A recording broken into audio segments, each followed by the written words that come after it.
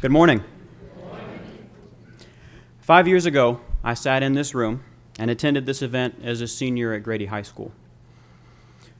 One of my most vivid memories of Grady is a wall. The wall that separated my senior AP English class from the non-honors English class next door. Each morning, I'd walk into my classroom and join 15 other students, all but one of them white. Next door would meet a class twice that size and with the opposite racial composition. But the wall didn't disappear when the first period bell rang. It could be seen all around campus, perhaps no more so than in the courtyard at lunch, when white students gathered at the top of the hill, while black students congregated at the bottom or in the cafeteria. I share those memories not to criticize Grady. It was an amazing 4 years, and I am a much better person for the experiences that I had there.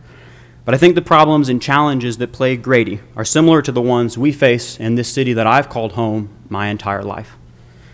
I say this morning, as a preface to my charge to each of you, as you go far and wide next fall to Harvard or Yale, to Hampton or Howard, to UNC or UGA, don't forget about home.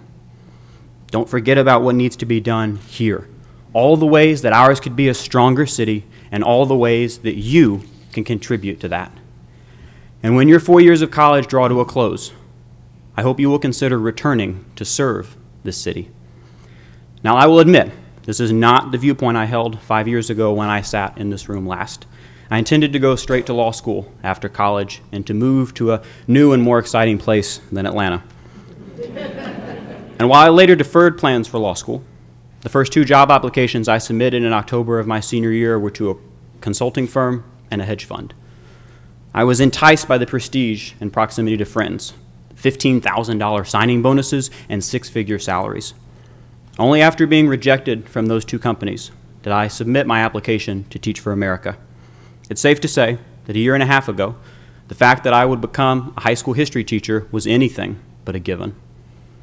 I did not know then how relentlessly frustrating and incredibly fulfilling, how thoroughly challenging and immensely rewarding it would be to walk into early college each morning and work alongside some of the most passionate and enthusiastic people I have ever met.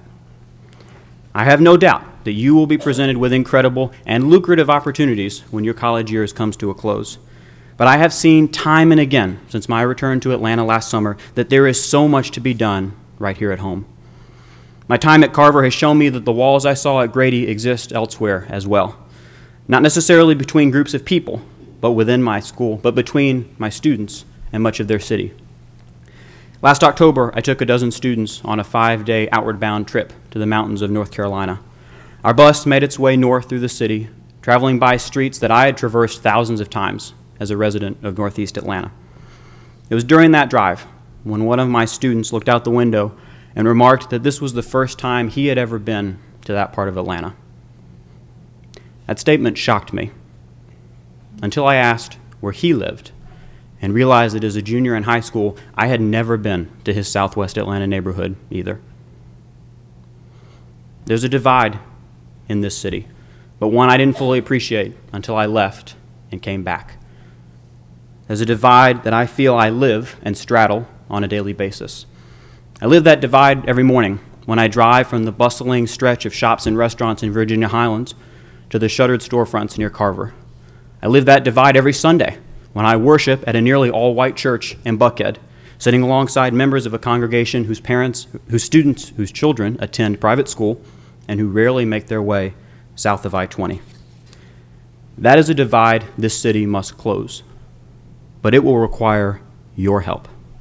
You are the smartest and hardest working students in Atlanta, and our city needs her brightest and most dedicated graduates to come back and help solve the problems that we face.